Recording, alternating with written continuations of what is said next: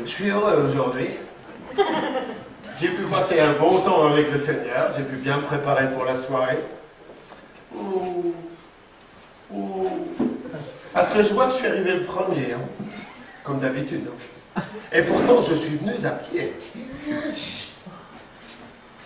Ouf. Oh, j'en ai marre.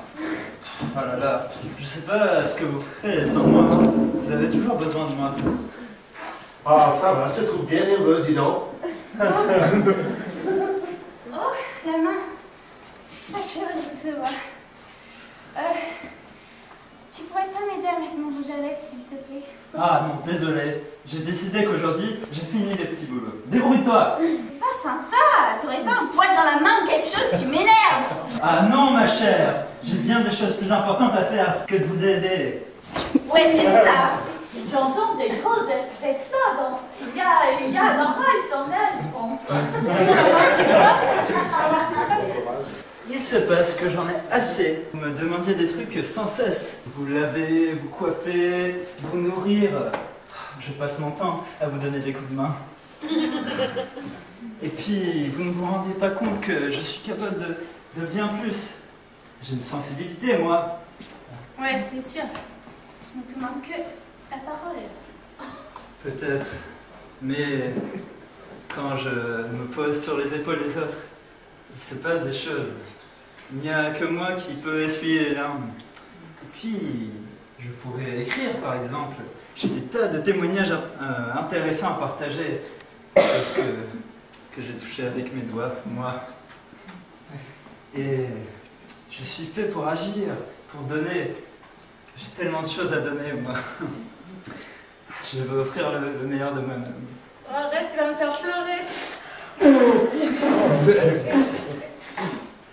Moi, ce que j'entends, c'est que tu as un sérieux cul de pompe. Du coup, tu tombes dans le spirituel et tu dérapes un peu. Mais en fait, c'est surtout moi, l'oreille, dont vous devez avoir tous besoin. Il n'y a que moi qui peut entendre la voix du Seigneur, les pleurs profonds des cœurs, les conseils de notre pasteur.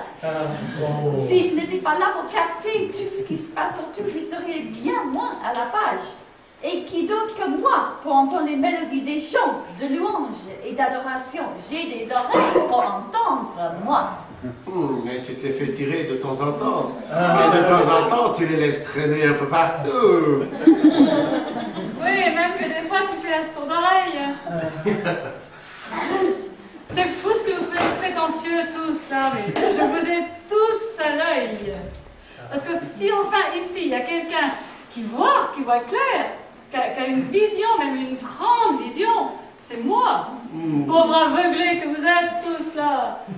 J'en ai assez, moi, de vous, un petit peu. Parce que si ma vision, elle ne progresse pas plus, c'est parce que c'est vous qui ne suivez pas, quoi, puis c'est tout.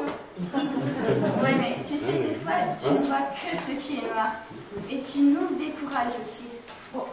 Et en tout cas, tu as peut-être une grande vision, mais tu ne pries pas. L'oreille entend des chants, des révélations, tu vois loin, la main fait des grandes choses.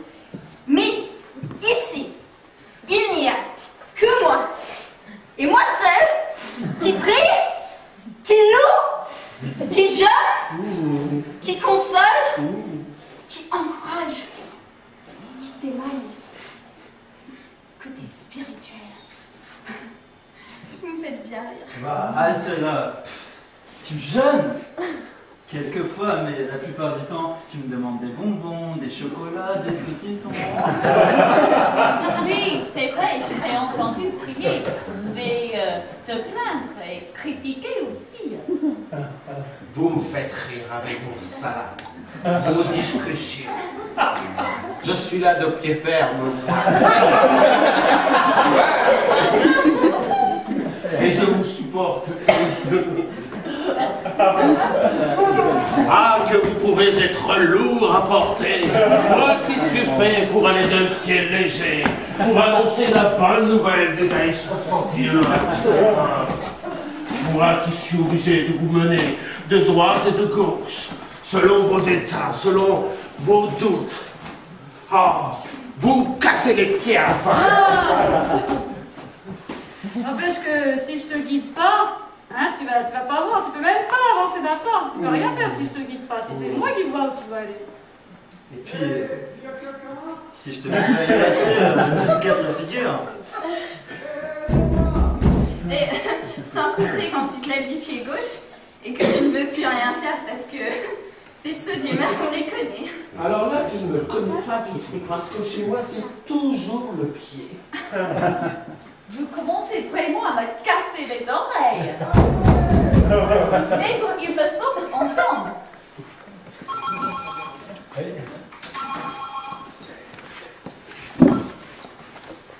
Allô? Mes enfants, si vous arrêtez de vous agiter, vous verrez qu'il y a quelqu'un tout près qui a besoin de vous. C'est la tête. Il me semble que j'entends des paroles. Quand il faut y aller. Allez, l'oreille, montre-nous d'où ça vient. Ça vient de là.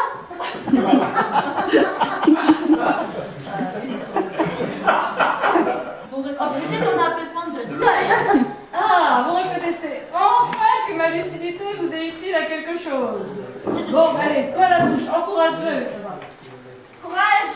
Téléphone, viens nous aider. On arrive. Oh, merci. Merci. Heureusement, vous étiez là, sinon je passais la nuit là. Il faut dire qu'on a un peu tardé à venir à votre rescousse. Ouais, c'est vrai. On était là, mais tellement occupés qu'on a mis un moment à vous entendre. Ouais. Mais remarquez, on a tout demandé. J'ai lu quelque chose de très intéressant. Ah, faites voir, qu'est-ce que c'est? Lisez de nous. Le corps ne se compose pas d'une seule partie, mais de plusieurs. Si le pied disait, Si le pied disait « Je ne suis pas une main, donc je n'appartiens pas au corps », il ne cesserait pas pour autant d'être une partie du corps. Et si l'oreille disait « Je suis un œil, donc je n'appartiens pas au corps », elle ne cesserait pas pour autant d'être une partie du corps. Si tout le corps n'était qu'un œil, comment pourrait-il entendre? Et s'il n'était qu'une oreille, comment pourrait-il sentir les odeurs? En réalité, Dieu a disposé chacune des parties du corps comme il l'a voulu. Et il n'y aurait pas de corps s'il ne se trouvait en tout qu'une seule partie. En fait, il y a plusieurs parties et un seul corps.